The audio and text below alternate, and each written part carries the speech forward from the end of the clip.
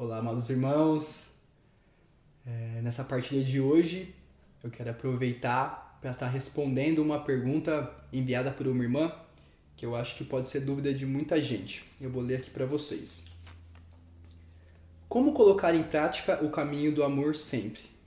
Eu tenho noção que a resposta para tudo é o amor, mas em algumas vezes eu tenho dificuldade em colocar isso em prática e acabo sentindo raiva, quando sei que não deveria fazer isso. Sei que o caminho é sempre o amor e nunca a raiva, mas como eu colocar isso em prática? Boa pergunta.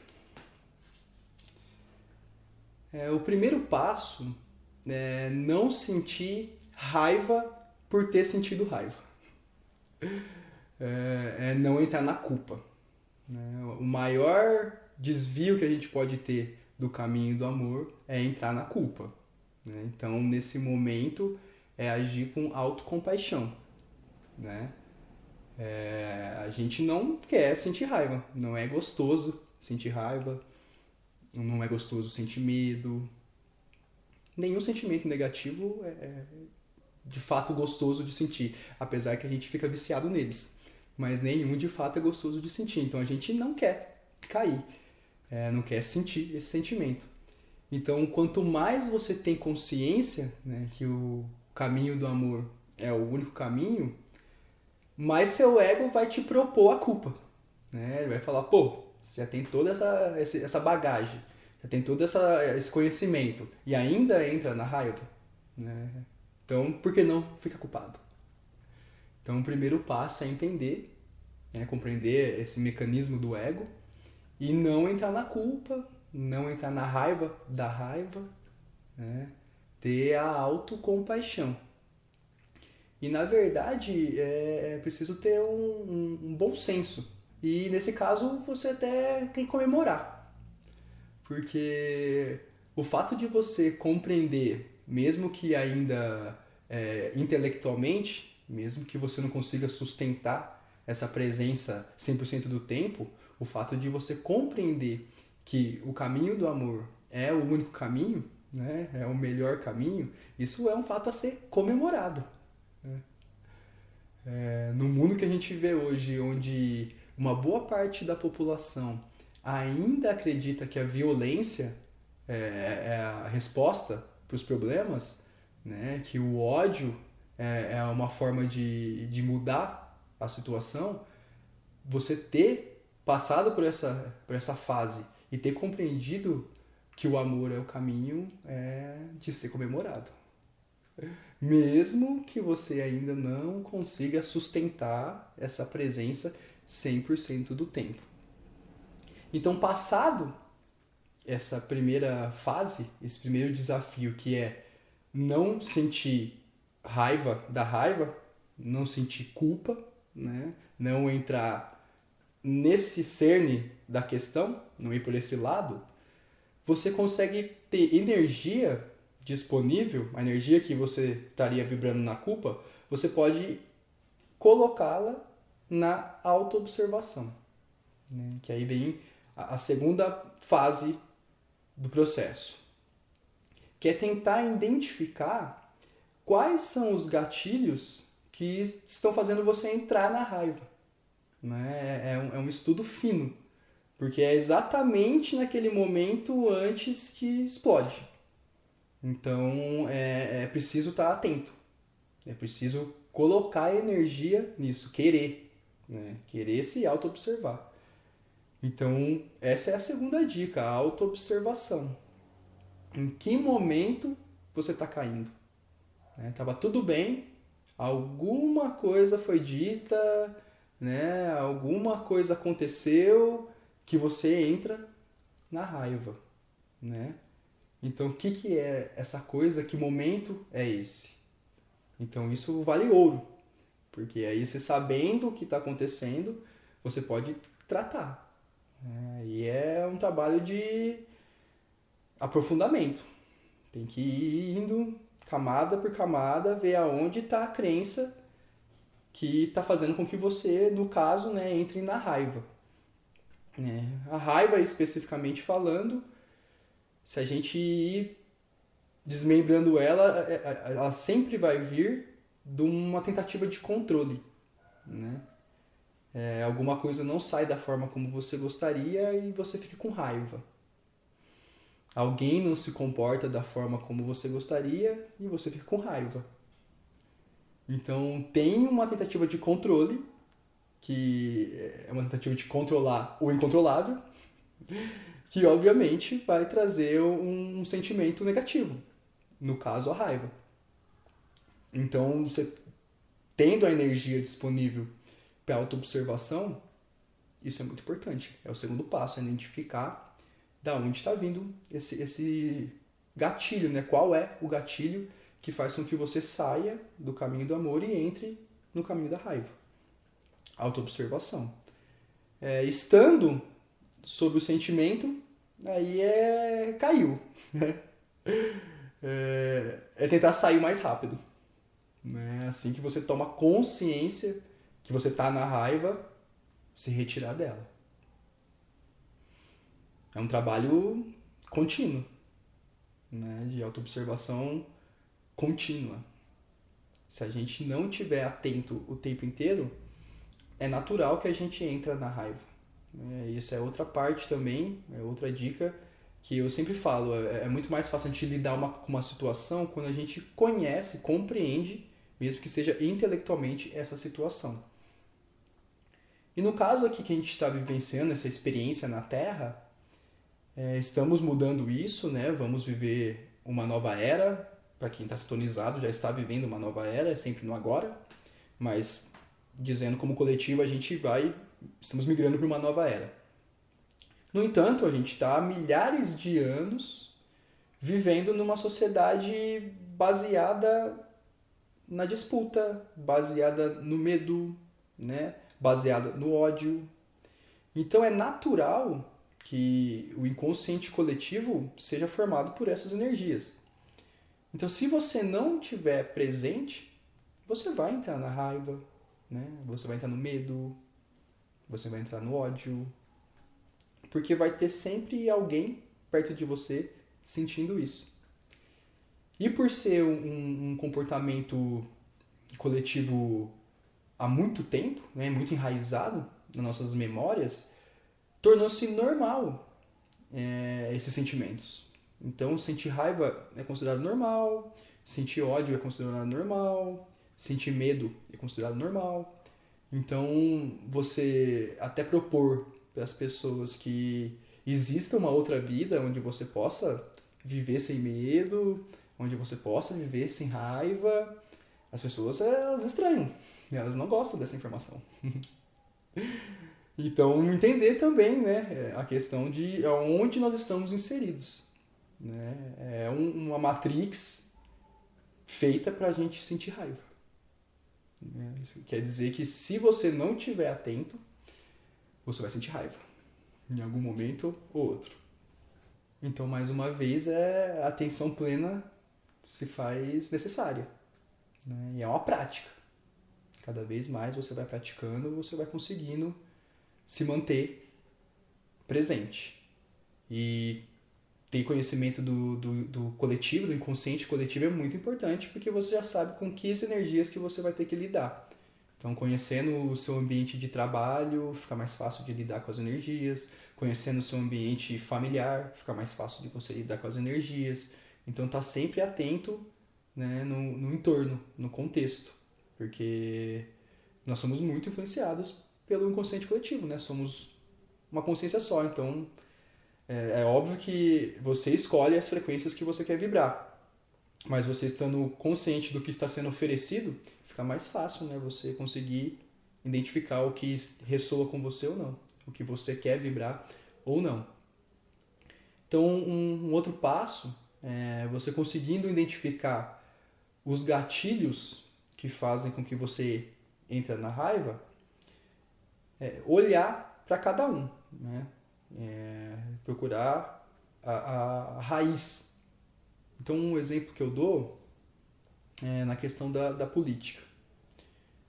Se você não consegue acompanhar esse mundo político sem entrar na raiva, sem entrar na indignação, não acompanhe, né?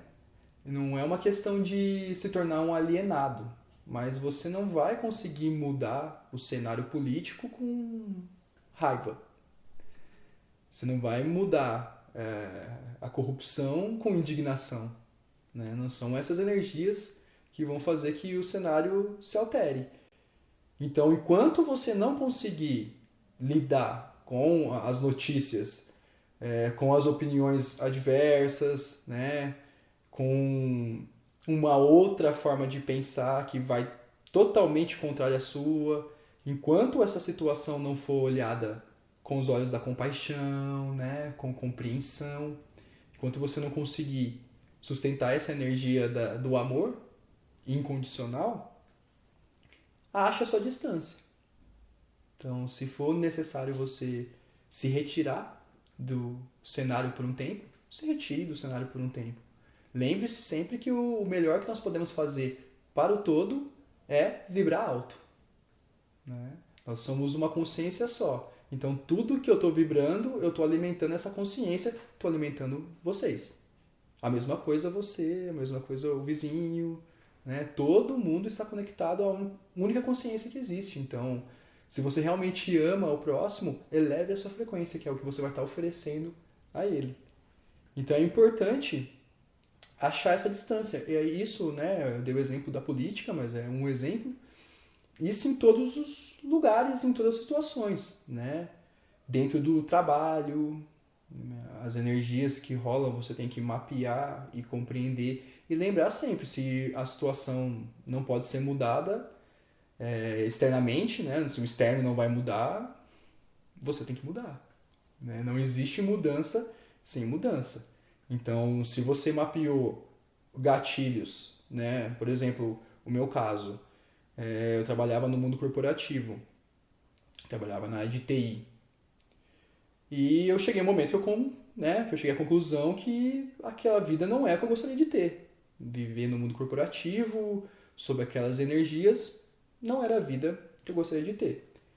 Então, os gatilhos, eu percebi que a motivação é eu não viver a minha verdade. Aquilo não era uma verdade para mim. Então, eu não vou conseguir mudar a forma como, no caso, eu trabalhava num banco, como o banco pensava para se adequar ao que eu achava, né? Então, assim, eu tenho que mudar. Não existe mudança sem mudança. Então, a gente tem uma grande aversão à mudança, um grande medo, mas se você não mudar, as coisas não mudam, né? Tem uma frase do Einstein que eu gosto. Insanidade é fazer todo dia as mesmas coisas e esperar resultados diferentes, né? Como? Então, a partir do momento que você identificou que o que está fazendo você desviar do caminho do amor não vai ter uma mudança externa, né? Que nunca vai ter a mudança externa, né? Na verdade, é sempre um reflexo seu. Mas se você identificou que ali você não pode fazer nada a não ser mudar, mude. Isso é importante, né? A gente seguir o caminho do coração. Porque o caminho do coração é o caminho do amor. Então, se você não está vivendo a sua verdade, ou seja, se você não está vivendo o caminho do amor, em algum momento você vai se desviar, né? Então, se você não está num trabalho que você está feliz por estar lá, que você se reconhece, né, ali, que você se sente contemplado pelo projeto maior que você está, né, pelo que sua empresa propõe, como não só como produto, né, ou serviço, mas como ideia de empresa. Se você não se sente contemplado, você precisa se movimentar, né? Precisa achar um local, né, uma forma de atuação que te contemple, né? O caminho do amor é o caminho da sua verdade. Tem que seguir sua verdade. Então, esses são os desafios, né? Primeiro, não entrar na culpa para poder ter energia disponível para, ao invés de ficar vibrando culpa, você se auto-observar, né? Ter essa ciência que é preciso se auto-observar para ver aonde você está caindo, né? Onde você está se desviando, mapeando esses gatilhos, olhar para cada um, procurando achar a causa raiz, né? Com muita compaixão, com paciência. É aquilo, estamos aqui há milhares de anos vibrando sentimentos não amor.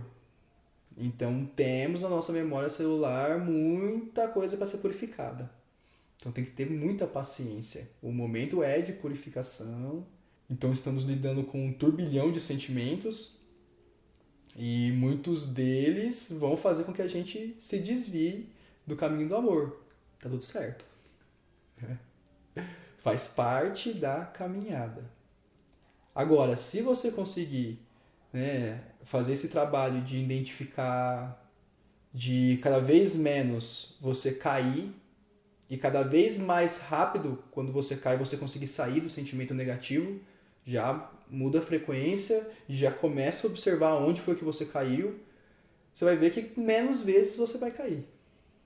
É tempo de voo, né? Quanto mais você pratica aquilo, quanto mais você pratica a presença, quanto mais você vai ficando treinado nesse procedimento de se auto-observar, de rapidamente caiu já voltar, você vai ver que menos você vai cair.